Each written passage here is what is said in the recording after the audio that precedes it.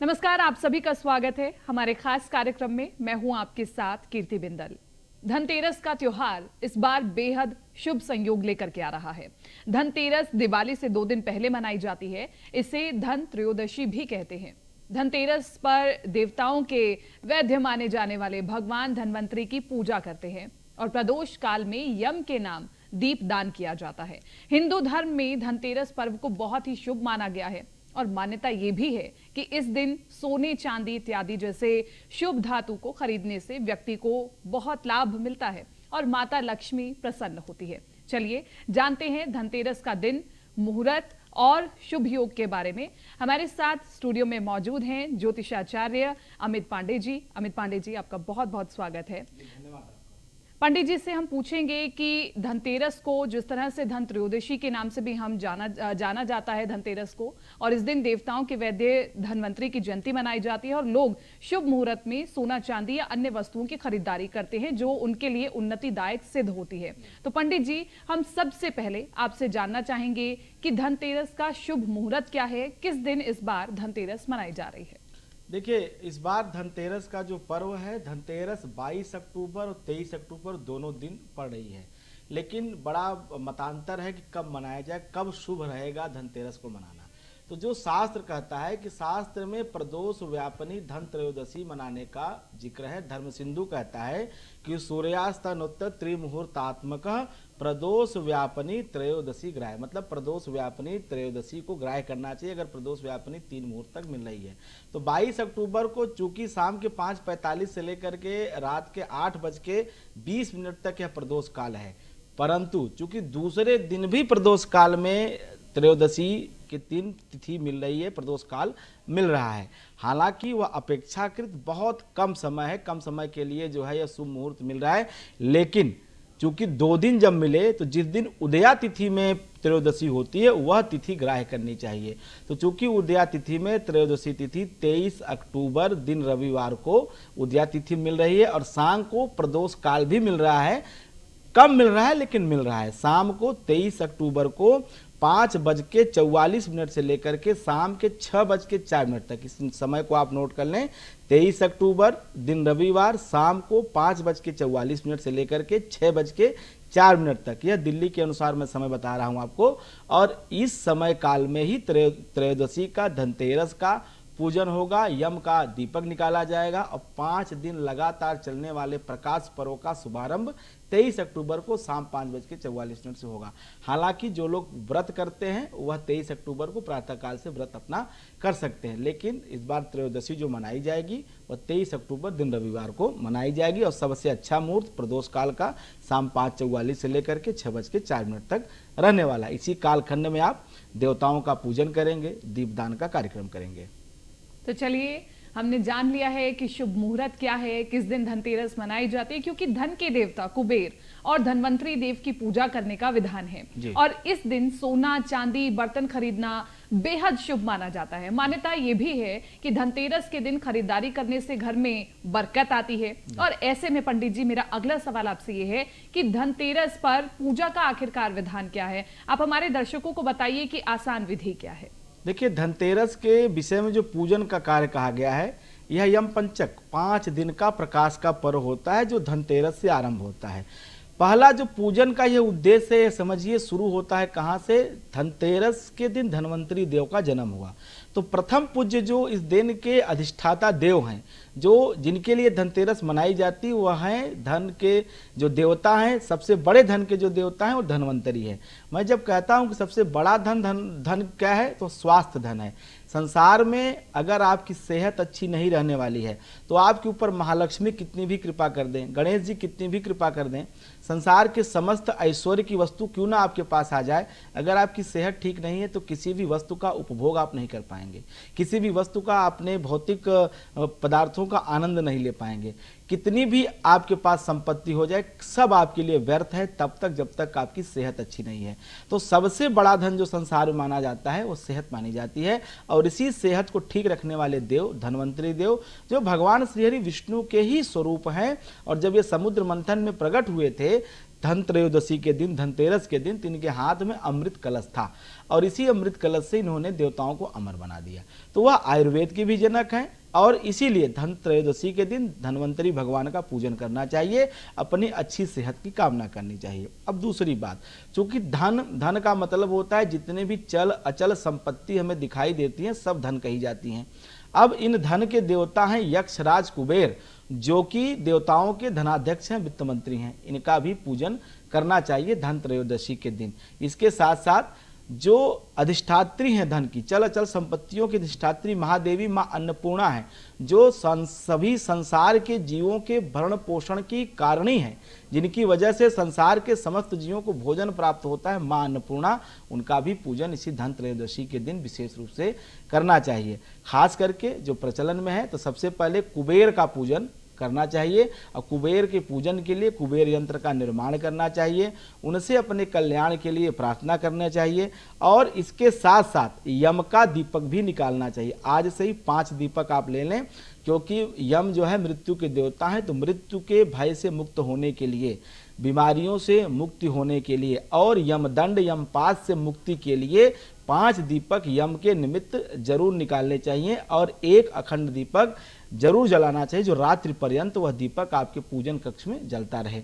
और यमदेव से प्रार्थना करनी चाहिए कि मृत्यु नाम दंड पाशव्यम काले न श्यामग्रह त्रयोदश्याम दीपदानम सूर्य प्रियंताम नमः। यह शास्त्र कहता है कि सूर्य के जो पुत्र हैं, सूर्य के जो बड़े पुत्र यम, उनके निमित्त आप यह दीपक दीजिए और हमें मृत्यु के पास से मुक्त कीजिए। अर्थात अगर हमारी सेहत खराब है, हमारी कोई दिक्कत शरीर में आ रही है, तो उससे मुक्त करिए हमें और हमें निरोग्य बनाइए, दीर्घायु कीजिए, यमपात से मुक्त करिए। यह है धनतेरस के पूजा का मूल उद्देश्य और इसको पूजन ऐसे करना है। हाँ, धन के देवता यक्षराज के लिए कुबेर यंत्र का निर्माण करना चाहिए और कुबेर यंत्र का निर्माण करने के बाद यंत्र का पूजन करना चाहिए षोडशोपचार गंध से, धूप से, दीप से, नैवेद्य से, रक्षा सूत्र मौली सब समर्पित करने के बाद अपने कल्याण की प्रार्थना करनी चाहिए। इसके साथ साथ कुबेर का एक मंत्र मैं आपको बता देता हूँ, वह मंत्र आप नोट कर लें कि यह कुबेर का मंत्र है, उनके आवाहन का मंत्र है। इस मंत्र के माध्यम से कुबेर आपके घर में आएंगे, निवास करेंगे। मंत्र है धनदाय नमस्तुभ्यम निधि पद्माधिपाय च भवन्तु मत प्रसादेन धन धान्यादि संपदा। कि हे कुबेर देवता, आप धन के देवता हैं, चल अचल संपत्तियों के स्वामी हैं, मेरे घर में आइए, निवास करिए, मेरे लिए संपत्ति कारक होइए, समृद्धि कारक होइए। बिल्कुल, और हम उम्मीद करते हैं कि तमाम दर्शकों ने पूजा विधि जान ली होगी और तमाम जो मंत्र हैं वो भी नोट कर लिए होंगे, जो कि आप धनतेरस के दिन अगर करेंगे तो आपके घर में मां लक्ष्मी की कृपा बरसेगी। पंडित जी, हमने अक्सर सुना है कि धनतेरस के दिन खरीदारी की जाती है और इसी के साथ साथ बर्तनों की खरीदारी की जाती है, सोने चांदी की खरीदारी की जाती है। तो सबसे बड़ा सवाल ये उठता है कि आखिरकार धनतेरस पर खरीदे क्या एग्जैक्टली, जिससे मां लक्ष्मी की कृपा बरसे। देखिए, धनतेरस की जो खरीदारी का विषय है ना, यह बहुत वैज्ञानिक है। धनतेरस के दिन खरीदारी इसलिए की जाती है हमारा कोष बढ़े। भाई, हम देवताओं से प्रार्थना क्या करते हैं? देवताओं से यही प्रार्थना करते हैं या माता महालक्ष्मी से यही प्रार्थना करते हैं कि मेरा कोष बढ़े, मेरी संपन्नता बढ़े, मेरी समृद्धि बढ़े। और यह 2 तरीके से बढ़े, एक भौतिक रूप से जो हमें दिखाई देता है और दूसरा अलौकिक तरीके से जो हमारे अंदर है, हमारी सेहत है, हमारा मन है, हमारी प्रसन्नता है, हमारी संतुष्टि है। तो इसलिए अपनी भौतिक संपत्ति को बढ़ाने के लिए, भौतिक संपन्नता के विकास के लिए हमें उस दिन कुछ धन खर्च करके अपने घर में भौतिक वस्तुओं को लाना चाहिए। इसमें चाहे बर्तन हो जाए, अच्छे कपड़े हो जाएं, या जैसी आपकी आर्थिक स्थिति है उसके अनुसार आप जो है खरीदारी करें। सबसे शुभ तो सोना माना जाता है, चांदी मानी जाती है। इसके बाद धीरे धीरे अगर आप सोने चांदी की वस्तुएं नहीं खरीद सकते हैं तो आप जो है बर्तन, जो कि वह भी संपन्नता का प्रतीक माने जाते हैं, उन्हें खरीद के और शुभ मुहूर्त में खरीद के धनतेरस के दिन ले आइए। निश्चित रूप से जैसे आप जब कोई खरीदारी करते हैं तो धन खर्च करते हैं, धन तब खर्च करते हैं जब आपकी हैसियत बनती है, आपकी आर्थिक स्थिति अच्छी बनती है। तो आप एक तरह समझिए कि है आप एक सांकेतिक यह दिखाते हैं कि हम समृद्ध हैं, संपन्न हैं, हमारी संपन्नता इसी तरह से वर्ष पर्यंत बनी रहे। इसी को आगे रखने के लिए माता लक्ष्मी के प्रतीक स्वरूप में, धन के देवता कुबेर के प्रतीक स्वरूप में हमें कुछ खरीदारी जरूर करनी चाहिए। चाहे आप एक स्टील का बर्तन ही क्यों न खरीदें, लेकिन खरीदारी धनतेरस के दिन जरूर करें, ताकि पूरे साल आपको धन का अभाव न हो। जो आप खरीदना चाहते हैं, जब आपको आवश्यकता हो किसी वस्तु को, तो उसके लिए आपके पास पर्याप्त धन उस समय उपलब्ध रहे, ऐसा प्रतीक होता है अगर आप धनतेरस के शुभ मुहूर्त में कोई खरीदारी करते हैं। खरीदारी में आप कुछ भी खरीद सकते हैं, चाहे आप सोने का सामान हो, चांदी की वस्तु हो। अगर आप कुछ नहीं खरीद सकते तो केवल बर्तन खरीदिए, इससे भी आपका शुभ मुहूर्त की जो खरीदारी हो मान ली जाएगी। बहुत सिंपल सी और सरल सी बात है कि धनतेरस के दिन अगर आप धन को खर्चेंगे, आपकी जितनी भी हैसियत है, आप जो भी खरीदना चाहिए, लेकिन धन को जरूर खर्चिए उस दिन, और घर की उन्नति के लिए कुछ अच्छी चीज अगर घर पर आप लेकर के आएंगे तो माँ लक्ष्मी की कृपा जरूर बरसेगी। पंडित जी, हमने अक्सर सुना है कि इस दिन धनवंतरी देव की पूजा की जाती है, माँ लक्ष्मी की पूजा की जाती है, कुबेर की पूजा की जाती है, लेकिन बहुत से लोग ऐसे भी हैं जो कंफ्यूज हो जाते हैं और विचलित हो जाते हैं कि आखिरकार किस देवता की आखिरकार इस दिन पूजा करनी चाहिए, माँ लक्ष्मी की, कुबेर की, या फिर धनवंतरी की, किसकी? देखिए, जो हमारे शास्त्र हैं ये कई कालखंड में कई बार लिखे गए, कई बार बदले। जब एक बात जानिए, जैसे हमारे शास्त्र में जो तीर्थ कहे गए हैं या जो पर्व कहे गए हैं, वो तिथियां महान नहीं है, वो पर्व, वो जो है पर्व महान नहीं है, वो तीर्थ महान नहीं है। जब कोई बड़ा साधक या जब प्रभु की कृपा से कोई विशेष घटना उन तिथियों में, उन पर्वों में हुए, या उन तीर्थों में परमात्मा ने स्वयं निवास किया, किसी साधक ने स्वयं निवास किया, तो वो तीर्थ पूजनीय हो गए, वो स्थान तीर्थ बन गए, और वो तिथियां विशेष हो गई जब उस दिन कोई विशेष घटना हुई। तो चूंकि धनतेरस के दिन धन्वंतरी जी अमृत कलश लेके उत्पन्न हुए समुद्र से, इसलिए यह धनतेरस पवित्र हो गई और बहुत इसका महत्व बढ़ गया। तो इसी दिन से यम के पास से मुक्ति के लिए, मृत्यु से मुक्ति के लिए, कष्ट से मुक्ति के लिए यम के दीप की व्यवस्था की गई, यम दीपदान की व्यवस्था की गई, जो अगले 5 दिनों तक क्रमशः चलता है।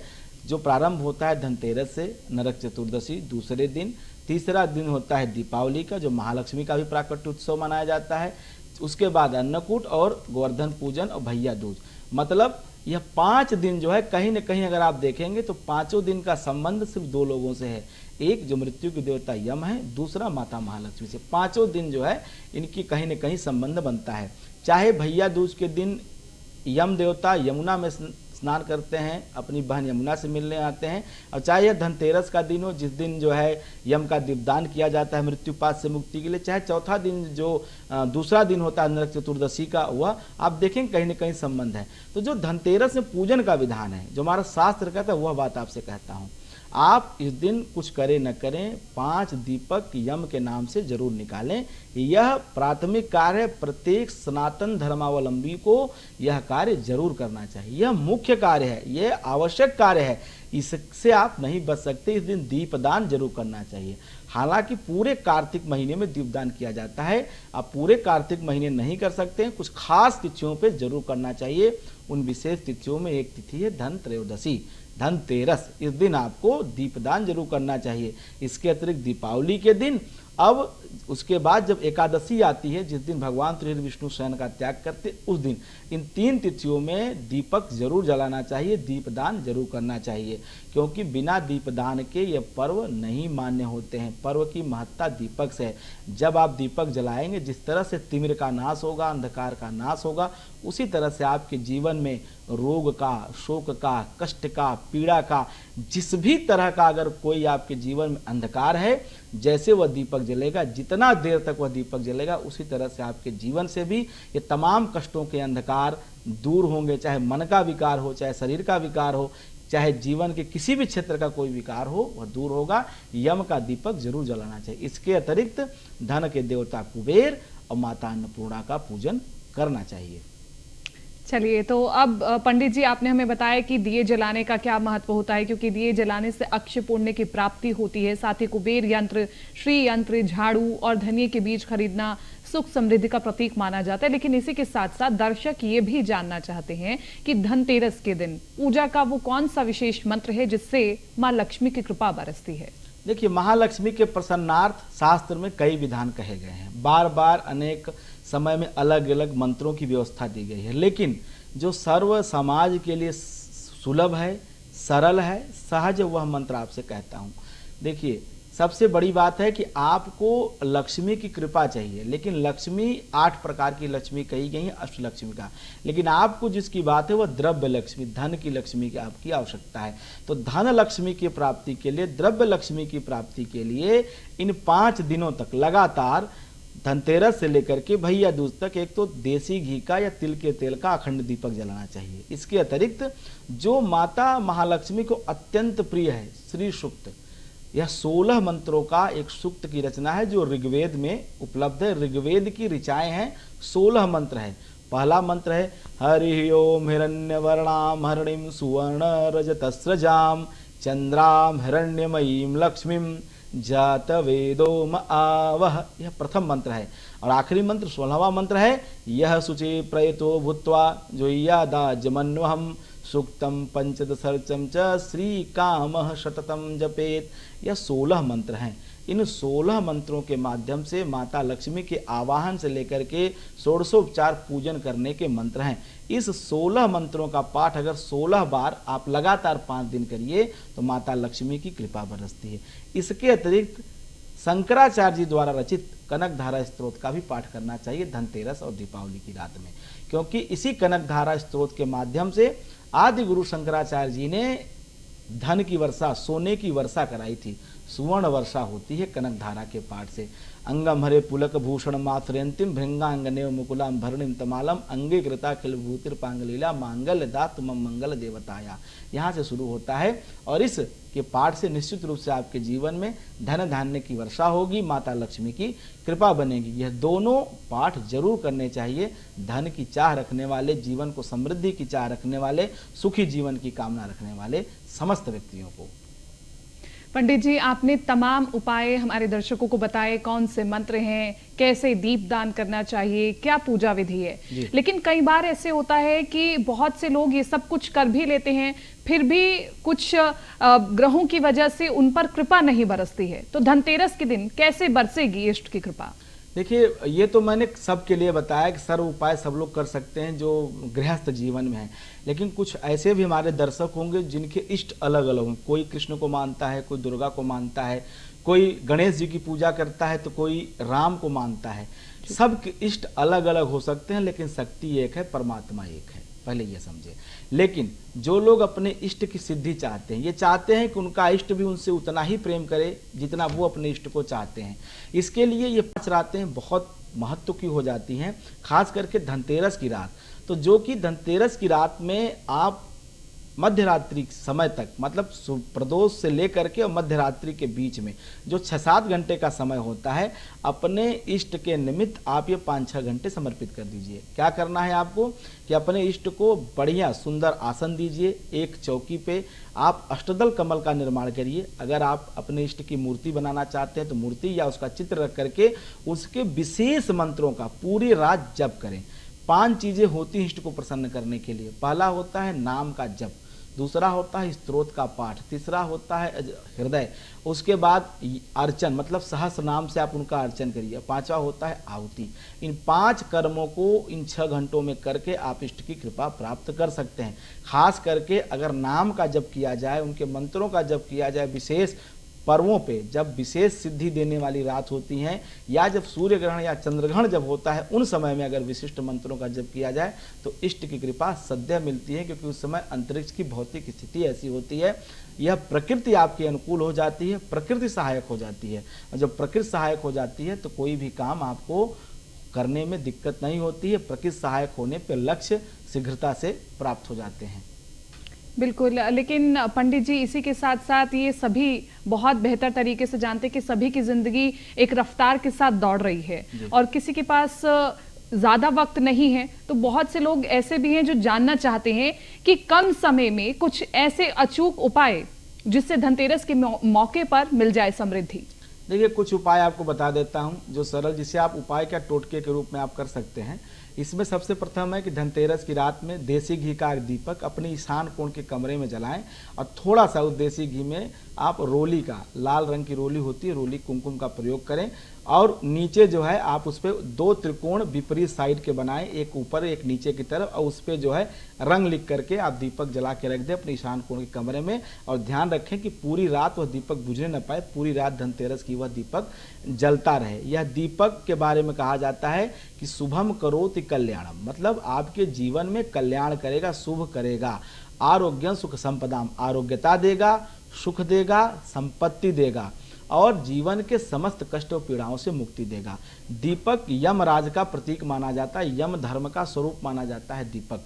और यह दीपक आप निशान को उनके कमरे में जलाएं, देसी घी का दीपक, एक बहुत अच्छा उपाय है।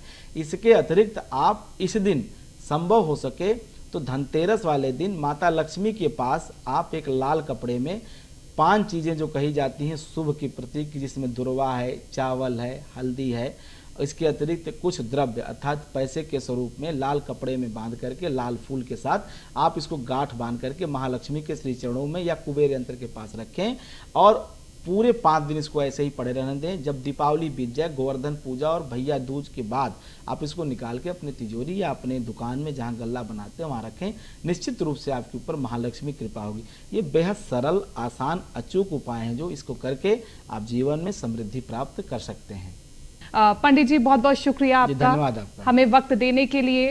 तो कहा जाता है कि भगवान धन्वंतरी चिकित्सा के देवता हैं, इसलिए अच्छे स्वास्थ्य और सफल जीवन के लिए इनकी आराधना कर हर के लिए बहुत महत्वपूर्ण माना जाता है। धनतेरस के दिन भगवान धन्वंतरी की पूजा करने से आरोग्य, सुंदरता का आशीर्वाद प्राप्त होता है। भगवान धन्वंतरी को खुश करने के लिए कई स्तोत्र और आरती की रचना की गई थी, जिनका पाठ करके आप धनतेरस के दिन विशेष लाभ हासिल कर सकते हैं। पंडित जी, बहुत बहुत शुक्रिया, आप इस कार्यक्रम के दौरान आपने तमाम मंत्रों को हमारे दर्शकों को बताया और तमाम दर्शकों का भी बहुत बहुत शुक्रिया कि आप पूरे कार्यक्रम के दौरान हमारे साथ बने रहे और तमाम मंत्रों को आपने नोट किया, तमाम उपायों को आपने नोट किया। आपकी ये धनतेरस शुभ हो। न्यूज़ 1 इंडिया की ओर से शुभ धनतेरस।